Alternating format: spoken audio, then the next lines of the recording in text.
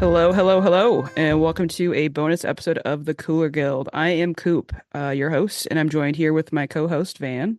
What's up? We are recording this episode on Saturday, June 8th, 2024. Since the rain were off for international break, in today's episode, we'll be discussing a variety of happenings in WOSO women's soccer over the past week, including the U.S. women's national team wins against South Korea.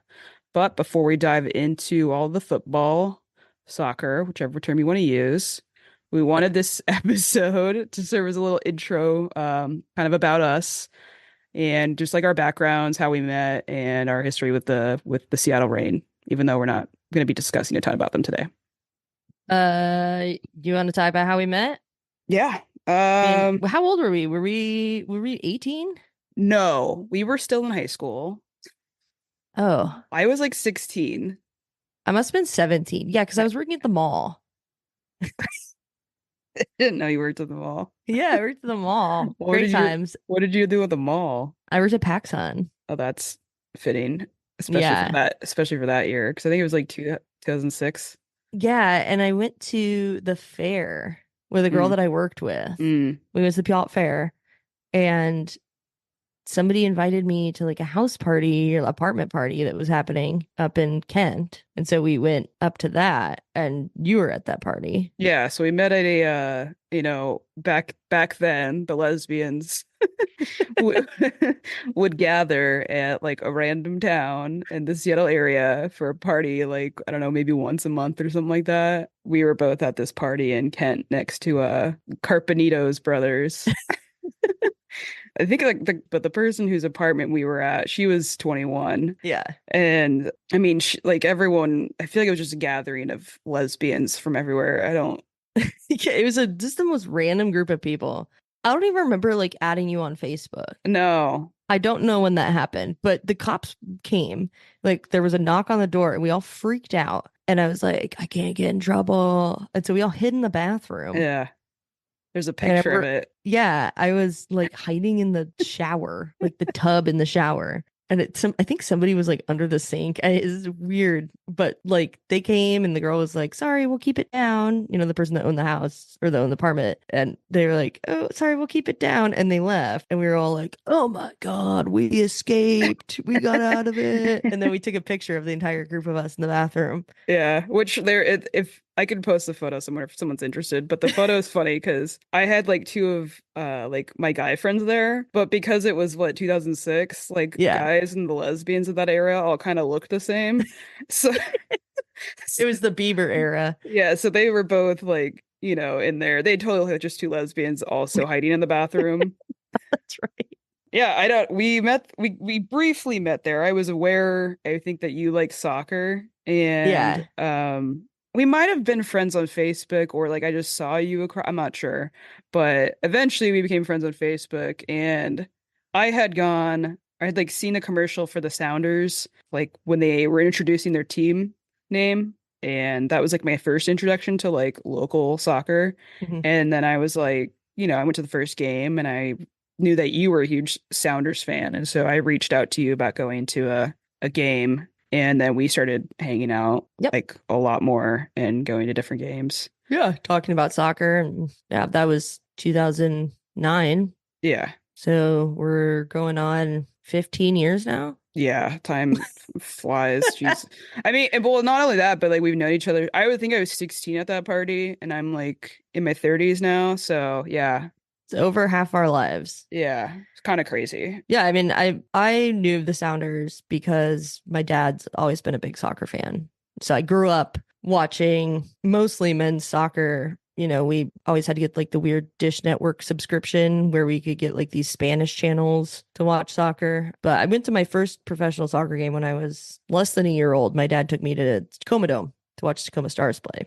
That's fun. And yeah, we would go up to Sounders games, and there wasn't a lot of women's soccer, but in I think it was 97, my dad took me to a US women's national team game in Portland. They played at University of Portland, and there's maybe a couple thousand people there. He bought me a hat, and we got to meet some of the players, and it was just like my mind was blown. Yeah. And I played growing up as a kid, didn't play in college because I was terrible at school, but just kept following women's soccer.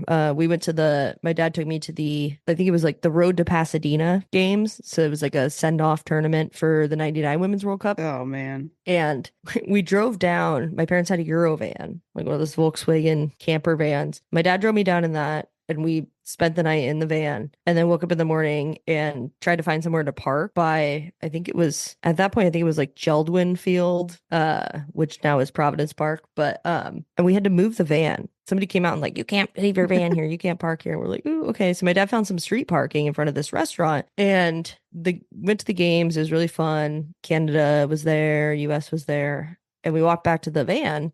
My dad had bought me this Mia Hamm white t-shirt. And we walked back to the van, and the restaurant that we had parked outside of the street parking had like a little fence up, and there was like a massive, like giant soccer ball in it. And we were like, what is this? And then this van pulls up, and the entire Canadian women's national team hops off. And so I'm just like a 10-year-old kid just being like, oh my God, amazing. And then who was it? It was Julie Foudy and Joy Fawcett walk up. And I'm like, oh my God. My dad's like, have them sign your shirt. And he like handed me a Sharpie and signed my shirt. My dad's got his little camera and taking pictures. And I was just so enthralled with it all that the lady that was working the door was finally just like, just come in. I got in. I remember the first person I talked to when I got in was Anson Dorrance, who is a coach at University of North Carolina. And he at the time was talking to, I can't remember, some other coach. But then I saw Michelle Akers, and I went over to Michelle Akers. Michelle Akers signed my shirt. Anyway, I ended up meeting the entire team, Oh man. having them all sign my shirt. My dad took a picture with every single player that signed my shirt. And of course, they went on to win the 99 Women's World Cup. I didn't go to any of those games, but watched them all, and that definitely like changed how I felt about, the sport in general, and that women could be successful at it. So the 99ers were my root in that sense. What an intro. Yeah. For that. I don't think you've ever told me that story Really? either, so that's pretty. Oh, I've got a Not like the whole I've got a thing. photo album with all the pictures of me and the players, and I still have that shirt. It's in a Ziploc bag. Yeah, yeah. But I've definitely seen some of the pictures, but you haven't ever told me the whole story. yeah. That's cool. But yeah, I played growing up, played rugby at Western, and then played rugby in Seattle for a while, but still kind of played soccer off and on. And then when I moved back to Olympia, where I'm from, the coaching staff at my local club reached out and was like, oh, I see you're back in town. Do you want to coach? Nice. And I was like, yeah, sure. Why not? I'm not doing anything else. So I coached for a couple years, played for we have the NWPL, which is Northwest Premier League, which is just kind of like a local adult league. Played in that league. And then the club that I currently work for, which originally known as Old Town FC, started a women's indoor program and played in that. COVID happened. And then we were awarded a USLW franchise, and the ownership from the club was like, hey, would you be interested in being the general manager of this team? And I said, yes. And 2 years going on, we went to national playoffs last year, went undefeated. We're currently undefeated now. Got a game tonight. Should be Who are you fun. playing tonight? Playing Tacoma, Okay. the other Washington team. Okay. I feel like you looked at the schedule. I thought it was tomorrow, No, it's but today. I was just making sure we were good for recording. So, But yeah, so I'm still involved in soccer now, and love watching the rain, even though it breaks my heart every time. yeah. What about you? What's your story? So my intro to women's soccer was much later. My first like introduction to the sport, because I didn't play. I played like in third grade when everyone plays, and I wasn't good. I was too short, and my feet are not good. I just broke my other ankle doing yard work. No, you're getting old, I Win. know. And I broke my other ankle 2 years ago, like walking. So my career probably wouldn't have been very long lived had I tried. But anyways, I don't know, custody with my parents was kind of weird growing up. But my dad lived out in Brazil one summer, and I went out to see him in the summertime. And we were flying in to Sao Paulo during the Men's World Cup when they won it, but we were flying into it as they qualified for the final, and you could see down in the streets just, I mean, they played over the speakers in the airplane like the final 5 to 10 minutes of the game for everyone on board. And when they won the game, like the entire plane just like jumped down from just excitement. And then I had like a window seat, so you're like looking out the window, and I mean the streets are just completely flooded with people. And I was, I feel like they did that airplane thing with didn't they do that in Australia when they did that? I remember seeing pictures of like Qantas yeah, flights yeah, having like the end of they just turned all the TVs on the seat backs onto that yeah. game. It's kind of like I wish you could replicate that experience a lot easier because it is like pretty It cool. had to be surreal. Yeah, it was pretty cool. Touchdown. I mean, it was just utter party and chaos, but like the best of way. And I was like, huh, I didn't realize people felt this way about soccer. But that cut to a few years later, and then the Sounders got announced. I told kind of briefly about that. Got into them. After that, I, got into the Men's World Cup for South Africa, which was a great time. And I was watching that like around the clock, and I was like, that ended, and I just felt this void. But the good news was the Women's World Cup was the next year, and that was my first intro into women's soccer, which, they didn't win that World Cup. That was the 2011 Women's World Cup where Hmm. they lost to Japan. But that World Cup was just so That semifinal, we talk about it constantly, constantly. constantly. I like, I mentioned it. I mentioned it. Stephanie Cox, who is on that roster, was at our game last week. She's a supporter of our club and just all around amazing person. And when I saw her the first time I met her a couple months ago, I was like, when you and I were at the gala for my mm-hmm, club, we were literally just talking about that game. mm-hmm. I Yeah, mean, that World Cup was so crazy. I was on Rachel Maddow's show that year.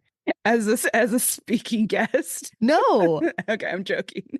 no, You were in the bar, right? they were showing like bar footage from Mm-hmm. different places reacting to Abby Mm-hmm. Wambach scoring Oh overtime. man. And I was on the footage from Boundary Bay Brewing where I was watching the Uh, game in Bellingham. that's And I so was like, I've great. done it. I've made it to the Rachel Maddow show. Yeah. My life is semi-complete. Yeah. Yeah. So that World Cup, and we were already friends at that point. Yeah, we were friends. And we were talking about it. I remember that. Yeah. I mean, that was like the intro for me to like the U.S. Women's National Team, which was just like Megan Rapinoe, Abby Wambach, Amy Lepelbet, Hope Solo. Marta was at that World Cup. Like, I don't know that you could have gotten like I couldn't have gotten a better intro to, I mean, maybe the 99ers, obviously, but I feel like I was at the right age maybe to take it all in. It was Right. still like kind of overwhelming to like learn all this stuff. And I'm still learning about a lot about the sport and everything. I feel like it's just like a never ending thing. That's what's so cool about it. I Yeah. mean, I've been in and around it my entire life. I'm 35 now and I still don't know everything. Yeah. It's that's I love the game, Yeah. and one of the things to love about the game is that there's always something new to learn. Yeah, yeah. So I mean, and then I don't know, I watch men's sports. I still watch the Sounders. I love the Sounders, but there's just something so special about watching women play at a high level, especially when you can see representation of yourself on the Yeah. field. Like when I saw Abby Wambach and I saw Megan Rapinoe and Amy Lepelbet, I was just like, this is like this feels more special to me. Yeah, and especially as like a queer person, I Yeah. remember being at the final in 2015 in Canada, and after they won, they on the big screens there in BC Place, the video camera was on Abby Wambach, and she went and kissed her then wife, and it was Yeah. on these huge screens, Yeah. and I was just like, oh my God, we're here, we've made it. Yeah, it's great. I mean, it's like one of the greatest joys, I think, following women's soccer because it's just like you don't get these kinds of things You don't with get these storylines in men's no, sports. You don't no. just the way that we are able to see ourselves in these players, Mm-hmm. especially now being, at retirement age. Mm-hmm. If we were players, we would be well, I'm still kind of play, but like I'm not a Goalkeeper. professional. Yeah. But like you're at this time of, and you're like, that's like exactly who I want to represent me, like on a public scale. Yeah. Like, take Megan Rapinoe, for example. There's Yeah. nobody better. Like that we got so lucky with her. I know. I always think about that because she wanted to go to Portland and didn't end up that way because Portland already had so many names and they had to kind of divvy them up in the league. So we ended up with her, and it couldn't have worked out better for her as well. I Seeing miss how her. she's, I know, I I miss her know. so much. Yeah. So I guess maybe the next part that I want to talk about is did you go to that US game, like the game that they did like a send off before the Olympics the next year when they all joined like the Sounders women? No, I didn't go to any of those games, but one of our assistant coaches, Kellen Yeah, Green, here at FC Olympia, she played for the Colorado team that's funny. and played up here in Seattle against Alex Morgan, like Yeah, Megan yeah, I Rapinoe. went to Oh, that you went game. to it. I don't think you've ever told me Yeah, that. so I got yeah, I went to that game because like the World Cup had just happened and I was like, oh God, how do we not have like how can I not see these players? And so then that got announced and I bought tickets and I went with my, quote unquote ex slash roommate, whichever term, she decides she wants to use. But I got tickets for that and we went to that. And it had like Steph Cox was there, Rapino was there, Alex Morgan, Sydney LaRue, Hope Solo, Keelan Winters were like all on the Sounders women's team for like what a couple weeks, maybe, just to like prepare for like the Olympics. So Yeah, they that played was a full wild. season. That was the original USLW league. It Yeah. disbanded, I think, in 2015. But yeah, the league that I work in now, that they played in that original league. And then after that, it like got announced, the NWSL got announced like shortly after all that happened. And my ex slash roommate, like I had season Yeah. tickets for the Sounders, so she bought the season tickets for the Rain, and we went to like every home game that they had. I think we might have made a trip down to Portland maybe for one of those matches, but we went to every home game despite them being like the They were worst. bad. They were really bad. I mean, they had some And we would see each other there. yeah, they had some big names that were out with injuries and coming back from stuff, so it wasn't like totally surprising how bad they were. But yeah, I like looked up the record on Wikipedia, and that season they went 5-14-3. But I was still It was there. a rough intro, but we were still It there. was. Yeah, but the funny thing was is that I would like because like Laura Harvey, this is all at Starfire. So like if you got there early enough, which not many people went to those games, but you'd park like in the same area as the players would be parking, and Laura Harvey would just be like sitting on one of those tables in like the little pavilion out in Starfire, and Megan Rapinoe would like, would wave at me because we ran into her enough times. And one of the times we came to the game early and I saw Megan Rapinoe, like, I don't know, she got there early and she saw some kid practicing on one of the fields by Mhm. himself. And she goes over there and starts like, she's like, hey, can I like practice with you for a bit? Because it was too early to like practice with the rest of the team still, because they hadn't all showed up. So she's like over there, Megan Rapinoe. This is like, this is like the first year of the league. So she's over there like kicking this freaking ball with this like kid, just practicing, I guess.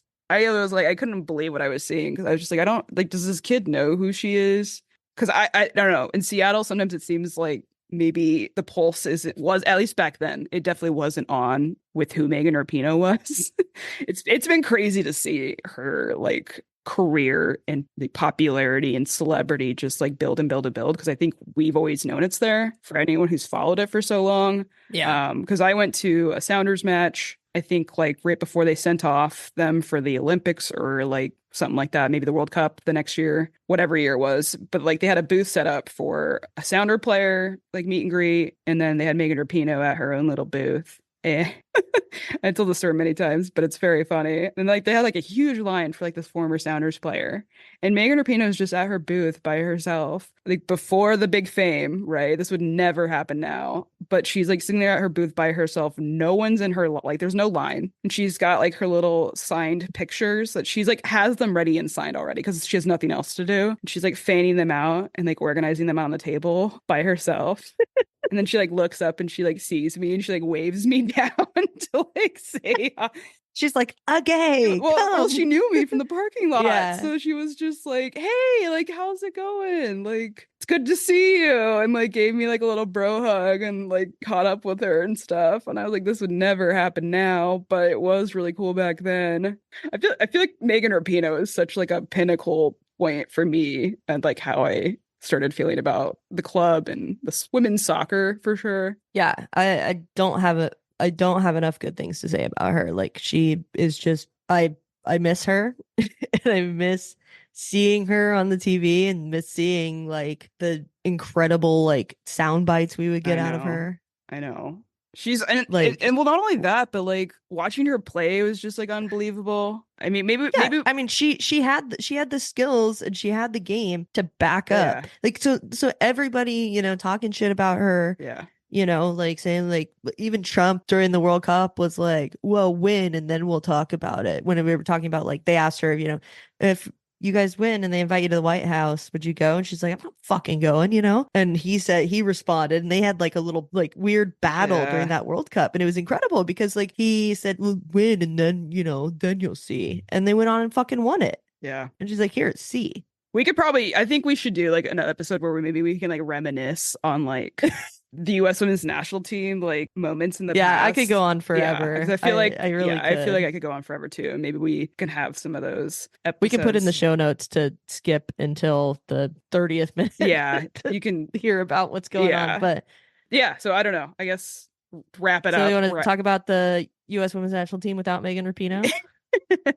I mean, that's pretty much like that was. I feel like when I got into it, Megan Rapinoe was like between her and Abby Wambach and Alex Morgan. That kind of was. I don't want to talk about the other one. You can take a guess on who the other one is. Well, she's doing great at coaching at TST. So Yeah. Well, isn't she? Is she playing? no, she's coaching. I thought she was playing. Okay. No, she's one of the two coaches for the U.S. women at TST. Lucky them. Yeah. So I don't know. I guess I don't really know much there more is to say about the U.S. national team. They kind of speak for themselves. As far as me and the Rain, I feel like they're like my team. Yeah, I same. followed them from the beginning. I love everything that they're about. I think, they've had a couple of hiccups with some stuff that's happened. The coaching situation they had a couple of years ago, wasn't a fan of that. And then I also really hated how they let go Sydney LaRue. But Yeah. overall, I think you can get a pretty good sense of what the club is about and how they take care of their players. And the fans are very welcoming. If the results aren't always there, we do compete. Ever since the first year, we've always competed. And the fans that have stuck around, I think, really realize how special the team is. I don't think it's a coincidence that, we had Rapinoe there as long as we did, along with Fishlock and Lou Barnes. It's just, I don't know. I think it's one of the most special clubs that you can possibly follow in the league. And I know that whenever we do win, final championship, it's gonna be so, so sweet. I will definitely close a chapter in my life book when that happens. Yeah, I know. It will happen someday. I don't know when, but I guess maybe I want to talk a little bit about like why we started the podcast. Yeah. At least for me, since I don't live locally, it's nice to like have somewhere to chat about this because I don't get to meet up with fans on the regular. And I think, when people have podcasts like this, it's usually something where you can kind of feel connected with other fans and kind of just hear different people's opinions, voices, whatever, and just like maybe things that they saw in the games. Yeah. I mean, we were always talking about how there was like a Hmm. void. There was Coffee and Valkyries, which was Hmm. a part of Sounder at Heart that Susie did an excellent job with. And Jacob. And Jacob, yep. And loved that. And then, but those were always so sporadic. It wasn't a weekly thing, so Yeah, but it's just basically like for me, I was like, well, I was so frustrated that there wasn't one. Then I was like, well, why don't I get the white man audacity to yeah, why not us? yeah, why not us? Why not us?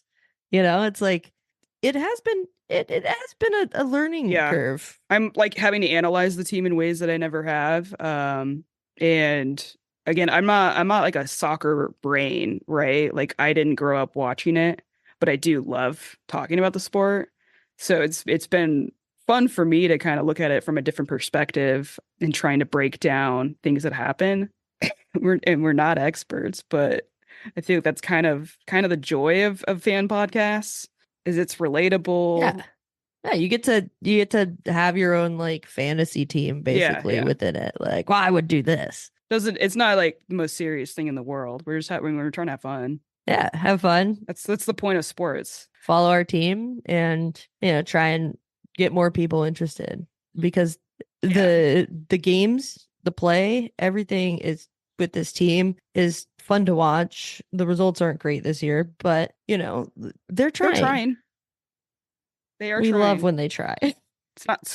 It's not for lack of effort. Yeah. You know. People need to pay attention. Yeah, I think we've been a little frustrated, obviously, as fans who followed from the beginning about the lack of like seeing the same support. You know, we have our rivals and you see what happens when you go to their games and then we come up here. Well, to be fair, there's nothing else to do in Portland. That's really true because I mean it's true though. Like Seattle's we've got how many professional sports teams happening in one weekend sometimes? Yeah, well, now there's a cricket team too. Cricket, rugby, football, baseball. There's always stuff happening in Seattle, like music, whatever. We have like several venues, so there's like always stuff happening, and you're the team's fighting, you know, for that attendance, and you know the product's there. If you go to the games, they're a lot of fun. Fans are really great. It's just I remain perplexed about why the attendance isn't always higher. I'm hoping doing something like this will kind of get people more into it and maybe hear some more about some of the players and their backstories, you know, because we kind of try to stay in tune with a lot of that stuff. I don't know. I think it's just like want to get people excited about it. For sure. Yeah. Because it is fun. I mean, it's fun to be a part of something. And like even though we're not a part of the club in general, like they do a really good job of making us feel like we're a part of it. Yeah. And I think that that's what I really enjoy about the Reign organization. Absolutely. I think they got something to be proud of. I'm hoping that once the sales get completed, things will be a little bit easier on the speculation runs wild. What will happen? You know, making changes for the team to get better. But I think people need the fans need to stick with it. You need to show up. The players, you know, they've all got personalities. They've got some very funny personalities. What? Women have personalities? I know. It's like it's not something you get like all the time when you watch men's sports. No, that's not. They don't make like a ton of money. I mean, a lot of them can make do and find sponsorships or whatever, but like they're doing this because they love the game and in a way that doesn't like come with millions and millions of dollars. So hopefully this isn't a bad place for people to come to and feel like they're I don't know what's the word, like in touch with the rest of the fans community. Yeah. I guess now that you guys know a little bit about our backgrounds, let's get into what has happened. Yeah, so we played 2 games against South Korea. We won 2 games against South Korea. Sure did. Hayes is finally in charge. Emma Hayes is finally in charge. Yep, the Emma Hayes era begins. Her selections for this camp to me seemed pretty logical. There wasn't anybody, honestly, like the players left out from the Reign roster who have been national team players before, talking about Sofia Huerta, Alana Cook, both not on the roster for this camp, which honestly, from their recent performances with the Reign is understandable. What do you think? I think it's understandable. I know Alana Cook was kind of dealing with like she had the flu. Yeah, there's some health issues going on. There's some health issues, so I don't know that it's totally shocking. And her performances haven't been as great as you would like. The roster is so slim that you can bring for the Olympics that I don't think she had the room to bring her. Yeah. And then Huerta is fighting for a position that it's going to be hard to break into that. Mm-hmm. So, and I don't know. I think it might be different if the Reign were getting results and you were seeing them showcasing everything that they have every single week with good results, but that's not happening. So it's, you know, you look at the teams and players that are getting called in. It's the teams that are at the top of the league. You want players that are winning, finding ways to win, and that's not happening for the Reign right now. At least for the U.S. players, just doesn't make sense maybe to call them up right now. Yeah. But I think Emma Hayes is she's not fucking around. No, she's not. Didn't see that, I would say, with Vladko. He was fucking around. He was 100% fucking around. Yeah, I watched the interview with Emma Hayes after the second game. Yeah, the post-game presser. Really good interview. I thought it was funny because she had a quote in there about, you know, when she made the second amount of subs and the subs coming on were just like a lethal arsenal of forwards. It's like, why, you know, like you're down a few goals already at South Korea, and then you look over and you see who Emma Hayes is bringing on. She brought on Mal Swanson, Sophia Smith, and Trinity Rodman in the 62nd minute. And I guess Emma Hayes said, I gotta put the pedal to the metal. And her like assistant coach or whoever it was like, don't ever say that again. She's like, I'm just trying to embrace the American culture. And I was like, I mean, that's exactly what it was, putting the pedal to the metal. Because like that front three looked so freaking good. They look, yeah. For three players that don't play for the same club team to finally be looking like Mhm. that, it's a dream. That yeah, they have a connection. No, there's no way you don't bring those Yeah. three. But the Olympics roster, 18 players can go, and then I think you get three alternate. World Cup roster is Okay. 23.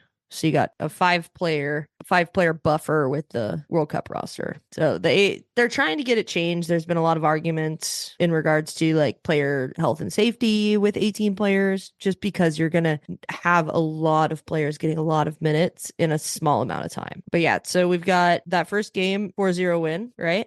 Yep. Two braces. Brace from maybe the most unexpected person, Tierna Davidson, to kick off Pride Month. Our new gay icon, And she's been my gay icon, to be fair. also married to a goalkeeper.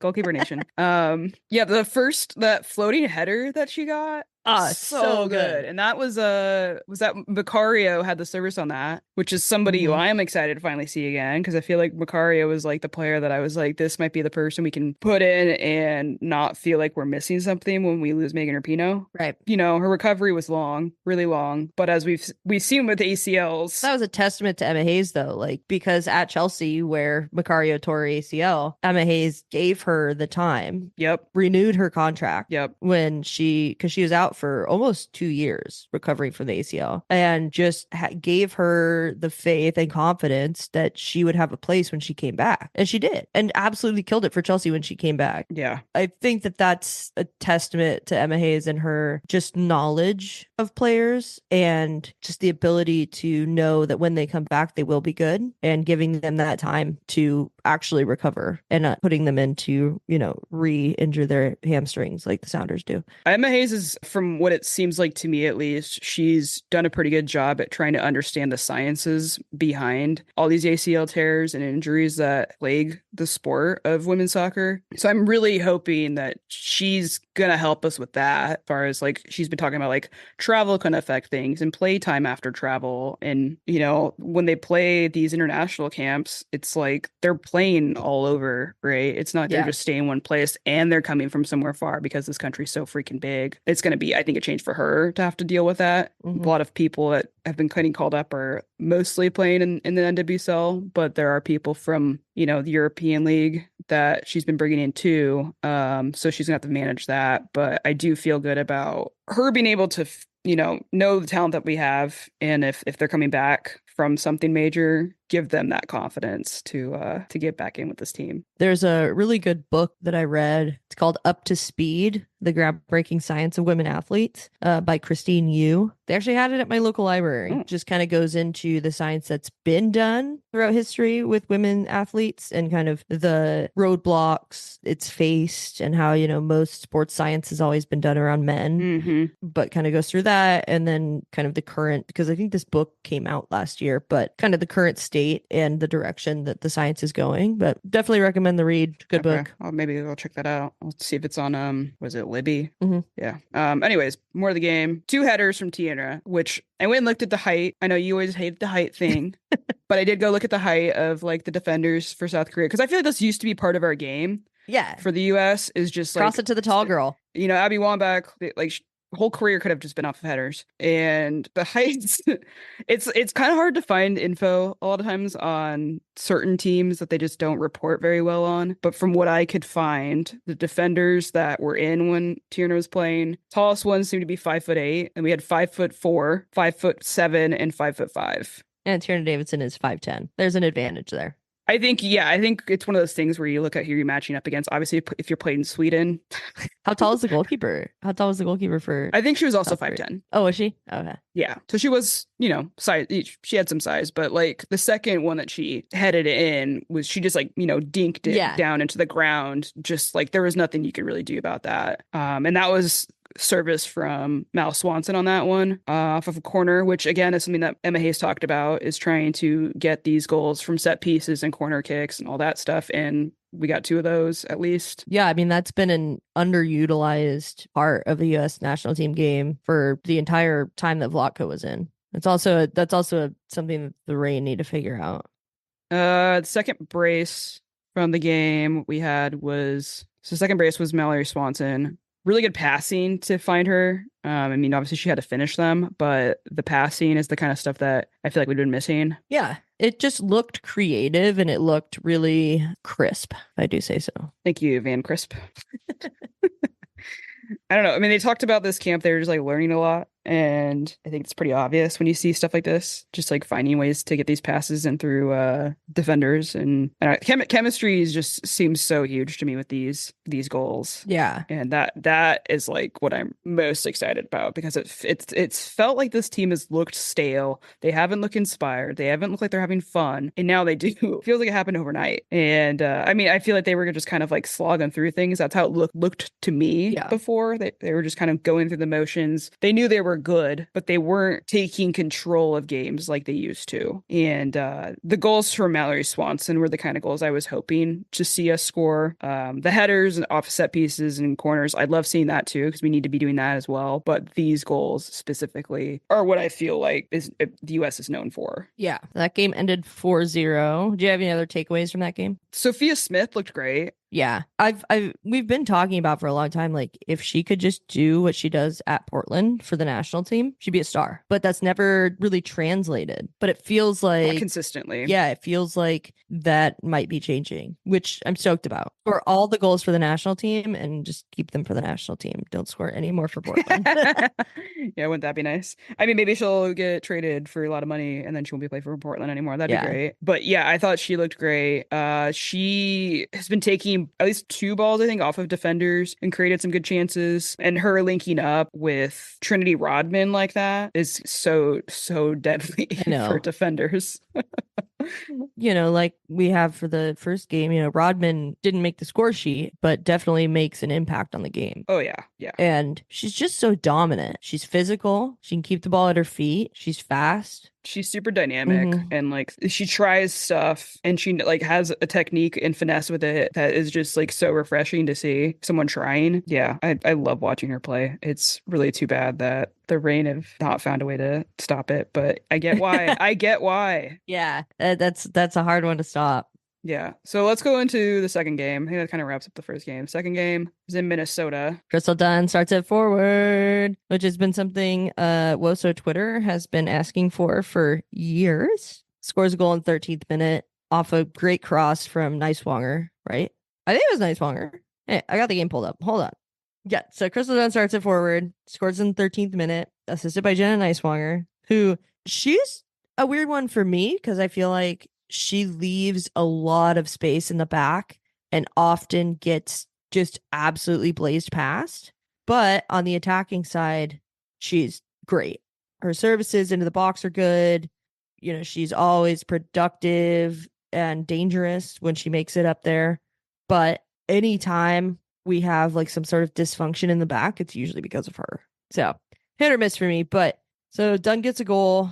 Then we put all of those 3 absolute bangers in the 62nd minute. And then Lily Johannes comes in, right? 16 years old, has a choice to play between us and the Dutch team. Well, not yet. She's getting her citizenship and then we'll soon have the choice. But she comes in.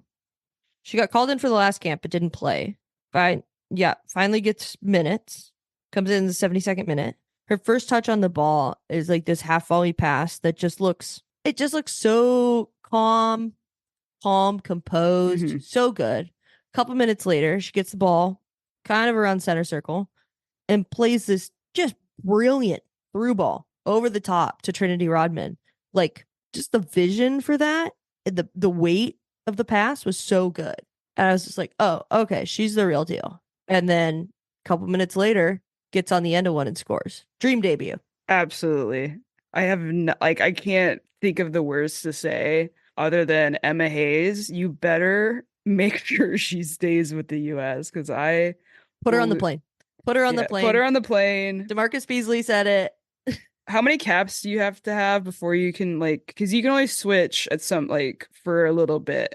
Emma, you need to lock that down, Emma Hayes, because that's like the future of this midfield for sure. I can't she's gonna be 17 this next week or something like that. Yeah, wild. I mean, and you look at her and you're like, oh, that's a child.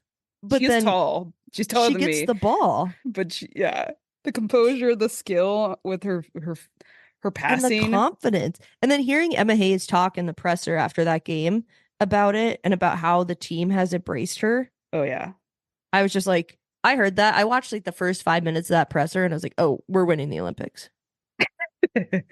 Yeah, I definitely when the Hayes thing got announced and then we knew when she was actually going to come in was after Chelsea and all that stuff. I said to you, I was just like, this is a great hire. I'm glad they're taking her time with her. Like she's gonna have her time to like finish up with Chelsea and like wrap things up. And then like whatever happens at the Olympics happens. I wasn't gonna put too much of like a emphasis on like going out and winning it like we usually would.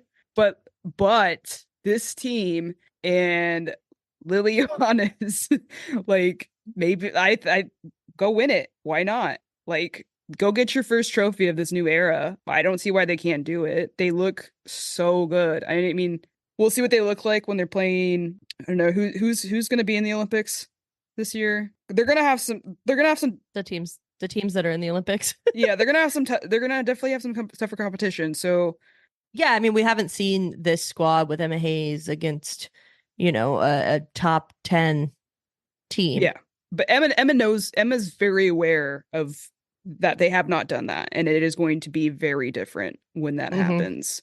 And I have confidence and faith in her already, I would say, to figure that out. I'm just going off vibes.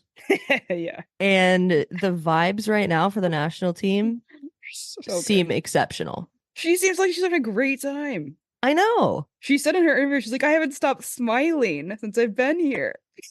I know. And then talking about being in Colorado and it was all rainy, she was like, it felt like home. And I was like, girl. That was in Minnesota. I think she said that in Minnesota because she said Uh, she was too hot in Colorado.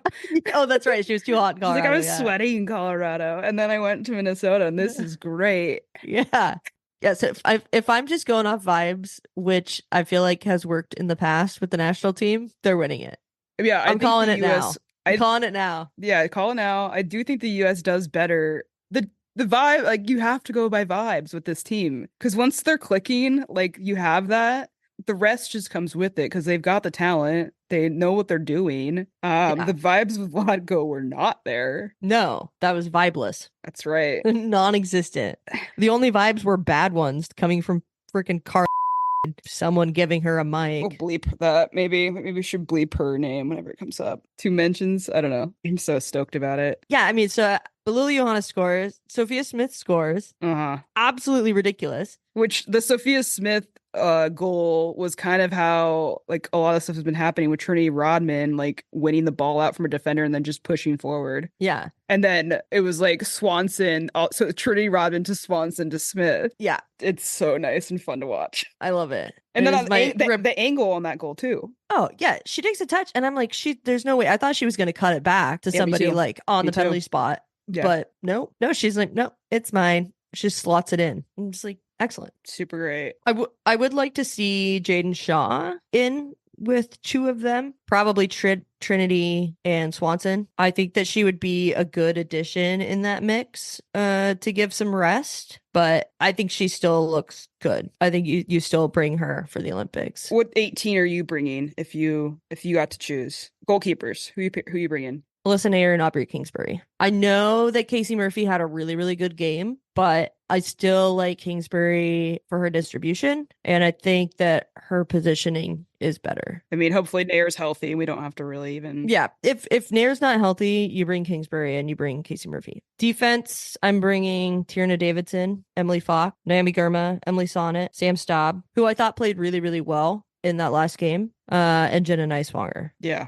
Who's that leave out? On defense, Casey Kruger. Yeah. I just, in those two games, if we're going off that, I just didn't see enough. Which, not necessarily her fault. No. It is, playing time's just hard to get, especially with a roster of 18. Yeah, that's the hard part. In the midfield, I'm bringing Lizzie Horan, Rose Lavelle, Sam Coffey, Corbin Albert, and Lily Johannes. You have to. You have to. I mean, the kid's a star. Yeah. Get her that experience. Get her there on the plane. She's actually not even going that far because it's in France, right? Yeah. she's got to go. She's got to go. She's got to go there. And with all this shit with Corbin Albert, we don't know what's happening. We don't know the internal conversations that happened around that after, it came out that she liked TikToks and tweets talking shit about Megan Rapinoe and wanting Megan Rapinoe to be injured and, all this weird MAGA shit. But I mean, if you want to win games, I think she's a solid person to have in. As two gay people. But it doesn't seem like who love Megan Rapinoe. It doesn't seem like she's killing the vibes. Maybe she's learning something. We don't know. We got, sometimes you have to give space for people to learn. So if that's what's happening, good for her. Up front, I'm bringing Mal Swanson, Kat Macario, Trinity Rodman, Sophia Smith, and Jaden Shaw. And I think that Shaw might get swapped out probably to bring Alex Morgan. Yeah. Just because there's not a whole lot of seniority on the team. There's not, no. Right. So I think that might be important. But out of Swanson, Macario, Rodman, Smith, Jaden Shaw is the obvious swap there. So that's my 18 that I would bring. Is there anything that you would do differently with that lineup? Well, it's interesting you left off Dunn. Yeah, I did. What's the reason behind that? I just think that in this size roster, if they want to play her up top, which it seems like in the system that they're currently playing, that's where she would go. There are better options. Okay. Sure, she scored a goal in that second game. It was a pretty easy tap in. Wasn't anything really incredible. And she lost juice. She's not as fast as the other 3, 4. And I don't think we need her at outside back anymore. And one of the reasons that you would bring a player like that is, yes, because they're versatile, but at the same time, I just don't think that there's a critical role for her to play on the team. I think that's fair. We all know she did not have the best World Cup, and that was in the defensive position, but I think you're onto something with, how our front 3 is looking without her starter out of those 3 with Trinity, because she'd play where Trinity plays, right? I'm picking Trinity every time, but I guess the question I would have is you want somebody who has depth. Maybe that's the veteran you bring instead of Jaden Shaw. Yeah, so you talked about bringing Jaden Shaw, and that was between Jaden Shaw or Morgan. I would be would you bring Dunn instead of, I think that would be the 3 I would be considering. That, or you swap in Dunn with the nice Swanger or Staub in the defense. I have a hard time believing that Emma Hayes isn't going to bring her because of their history. Yeah, that's true. I'm not Emma Hayes. That's the 18 that I picked.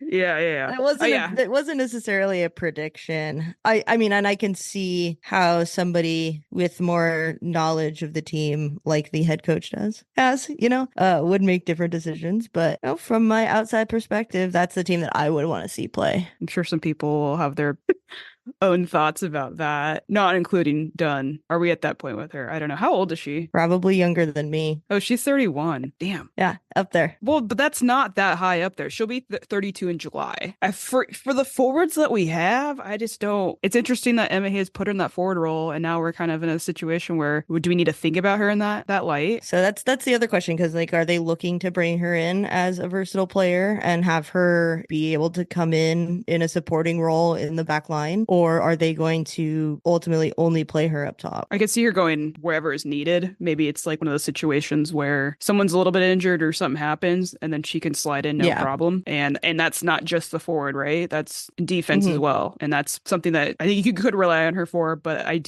she was getting cooked in the World Cup. I just don't. If there was 19 players you could bring, I think it's a given. Bring her. I might bring Alex Morgan. I'm just not hot on it right now as a personal feeling, just with what I've seen, league play, national team play. She did just score for Gotham. So it's a no for you. Yeah, it's a no from me right now with the Olympics 18. Yeah, it's so few players that you're not looking at any 18 between, these extra few players on the outside. You're not looking at any 18 and being I don't feel confident in this just because we're missing one of these players. Yeah. Alex Morgan is not going to be the reason we don't go further, in my opinion. Would you say the same thing about Crystal Dunn? I think I would. There we go. That's my feeling. And I can't say that about younger players, because I feel like there's just so much more room for growth, and for us to have our program become something bigger and move forward from this stalemate that we've been in. We have to bring in these younger players, get them these big tournament experiences for going forward, to the next World Cup. I would also say that if I had to choose between the 2 at forward in a big competition, I'm picking Alex Morgan to maybe be off the bench. Yeah, it's not an easy decision. And it's not that I don't like her as a player. I do, but I feel like I've made my points and they will be up for debate. But yeah, that's how I feel. this Olympics it feels like it's on a whim, right? Like a little bit, right? Because like Emma has just got into the role, and this is our first like big competition. I also feel like it's like a bit of a redemption tournament. I really feel like as fans, we've seen how the team's been performing, and now we're going into this tournament on a pretty good high. And so we want to go and win this thing. I didn't go into the last World Cup thinking we were going to win it. No, I don't think anyone who had been following the national team at that point thought that they had a chance. I think everyone was well aware that they were not the team that historically they maybe were going into a tournament like that. I think this might be a redemption tournament, and hopefully they'll play that way. But if you're gonna say that, I feel like you've got to bring some vets. No, you think all the young people understand what's? I mean, I guess Trinity, like a lot of these people didn't even get their chance, so they have something to prove and go in there, and maybe it's their time to finally show like you didn't play us last time, and now we're here, we're getting the minutes, we're starting, and we're gonna win the damn thing. They were in the game, they were in the league, watching the game, seeing the rhetoric surrounding the last World Cup. Yeah, it pissed me off. I don't even have a chance of playing on the team. So imagine how they feel. Or these are their friends, these are their teammates. I would be, if I had to put money on it, I would say I've got 2 players wrong, maybe 3. I don't know. Is there anything else you wanted to add on the upcoming Olympics? No, I don't think so, other than I'm ready. I'm feeling good about it. Going into this, I thought it was kind of just like, there's not like a ton of pressure to me on Hema Hayes to do well in this, like just because of how short she's been at the helm. I didn't have high expectations for this Olympics, but I think I do now. And I think she's capable of kind of surprising everybody and maybe just winning all of it. As long as they compete. And that's really what was missing from the World Cup, is it felt like a lot like the rain feel right now, where like, do we even have what you need? Are you even trying? Yeah, it almost seemed like they were just like, we've had the talent, it's gonna work for us, but we don't need to try that hard. We have faith that we'll get the result just because we always do, and that's not what you can get away with anymore with how good all the other countries are now. Nope. So there's our national team wrap up. We're loving it. So we did play Ji So-yoon, who plays for South Korea. She was having a great time playing against Iran. I know. I was loving that. I feel like she was trying to pick the ball off of her a lot, and she did. And it was cool seeing her like link up with Hayes too. She seemed really excited to see her again after all their time together at Chelsea. Yeah, she played well. In that second game, she had that free kick that Casey Murphy saved. But I was just like, dang, all right, she plays for us. Let's go. Jess Fishlock scored for Wales. Why can't she do that for us? She must play like more attacking with them, right? Yeah, she plays in the midfield with James Turner. They're the two center mids in their 4-4-2 lineup that Wales plays. Fishlock's got more responsibility, obviously, with Wales. Yeah, captaining them and all that stuff. So I feel like it just kind of comes with territory, and the way that Fishlock plays with that, attitude and mindset. When she goes and plays for Wales, it's like another version of Fishlock. Like all the versions are very great. There's something that comes out of her when she plays for Wales. That's like steps Wales. up to like Wales version level. of Jess Fishlock is not a little dragon. It's a big one. Canada played Mexico. Jordan Heidema played. There was a long ball that happened. Heidema's running up the left side of the pitch, and a Mexico defender just basically stopped and then bodied her off the sideline. That caused an uproar. People calling for a red card, blah, blah, blah. But it was an off the ball foul. And the definition of violent misconduct is very subjective. So I personally don't think that reached the limit to be a red card offense. I mean, it was pretty abhorrent. Also, I rewatched it multiple times and I'm wondering, how did she not just she ran straight into her. She ran straight into it. I don't know. I don't think it was a red. Because if you're calling that a red, you're gonna have that sets a precedent. That sets a precedent that I don't want to see in the game. That's how I see it. I feel like you see plays like that and all the time. It's just like this one was just like the aftermath was so brutal. Well, and especially since she had a broken back, came back from that, and then she gets bodied and lands hard. You have to be worried about that. And it wasn't a safe play, obviously. But I don't. For me, it didn't meet the threshold of violent misconduct for a red card. People disagree. A lot of those people are Canadians. We can disagree. It's also like my player. So like, I try to look out for them. And to me, it wasn't worthy of a red. Other happenings from the week. How'd your team do? We played on Wednesday, played Lane United, which is the team from Eugene, Oregon, our furthest opponent in our regional play, with the girls 1-8-0. Incredible. They didn't even play that well, which is terrifying.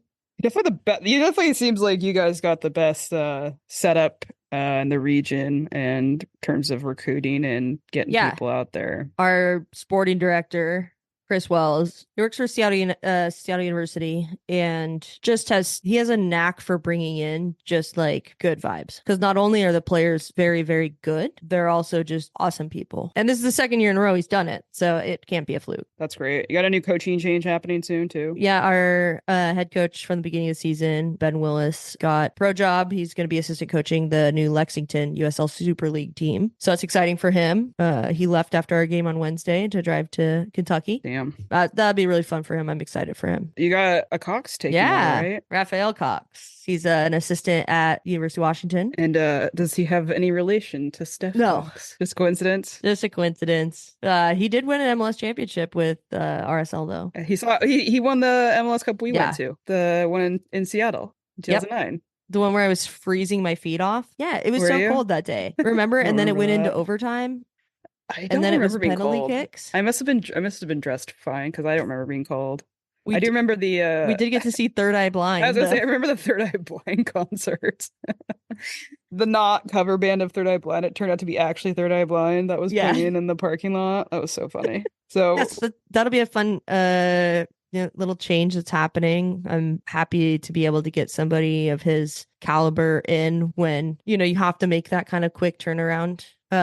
And really thankful for Ben for giving us kind of a grace period. They wanted him down there in Lexington earlier, but he said, no, I got to stay and wrap up. And that was really cool of him, and super all respect to him. Like, guy's great. He's going to be really successful. Yeah, so we're going to play tonight. Hopefully that'll be good. One of our players is playing in the TST tournament, And she scored. and she scored an absolute banger. Riley, always with the bangers. Halfway. No, it was like past half field. How big are those fields? No clue. They're a little bit smaller, but they're not that small. And the nets are smaller. Good for her. Yeah, she just received it, like barely took a look. Turns. She's representing the Angel City FC like team that they put together. Mhm. Oh man, yeah, that goal is so fun to see. Someone from Covington, Washington, doing that in a tournament that has like a bunch of former U.S. national players. I just want her to get the due. Like, she's so due for some massive Yeah. recognition. She's such a good player, and I feel like she deserves Someone's missing out. Yeah, somebody's missing out. I almost like retweeted what the W League when they posted her goal, and I was almost like, if somebody doesn't pick her up, you're absolutely missing out. But I don't want her to leave us, so that's.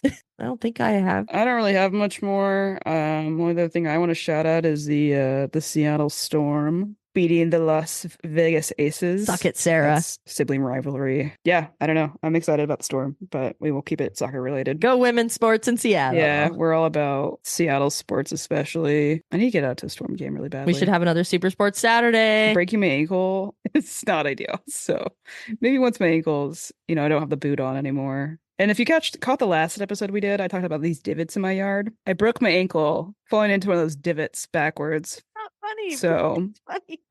I talked about the divots. I was like, there's all these stupid divots in our yard. And, I moved in here and I remember looking at this yard and being like, this is going to be dangerous. And I was just pulling some big old weeds out and I stepped backwards in my fucking Crocs. Just rolled the shit out of my ankle and broke it. It was bad. Not as bad as my last ankle break, but it's not fun. So we're going to wrap this up. If you want to follow us on Twitter, we're at Cooler Guild Pod. If you've got some suggestions, some helpful feedback, you can email us. We've got an email set up for that. thecoolerguild@gmail.com.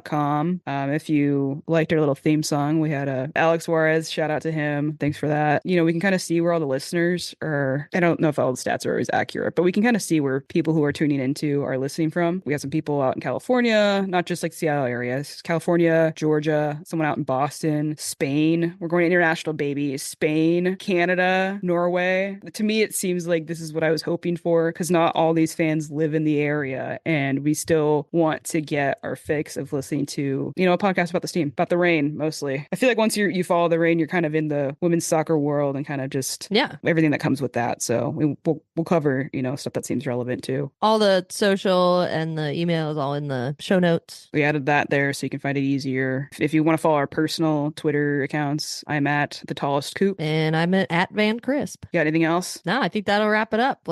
Yeah, sorry, we're a little delayed sometimes just because Van's got a very serious job. I also broke my ankle, which kind of put a damper on things, but we will promise to improve on getting to things. But I know when season starts kicking off for Van, it gets a little hectic. Yeah, summer's a lot. It's a summer season, so it's not going to last forever. No, it's not.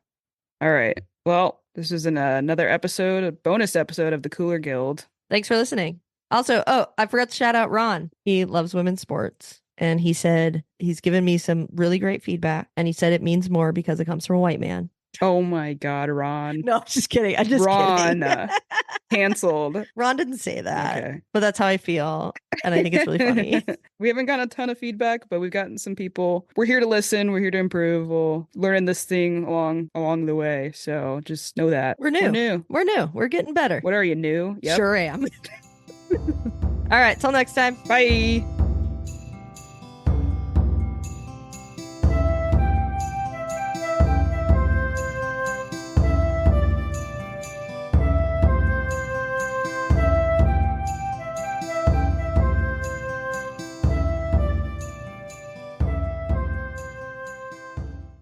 Another 6 years. Yeah.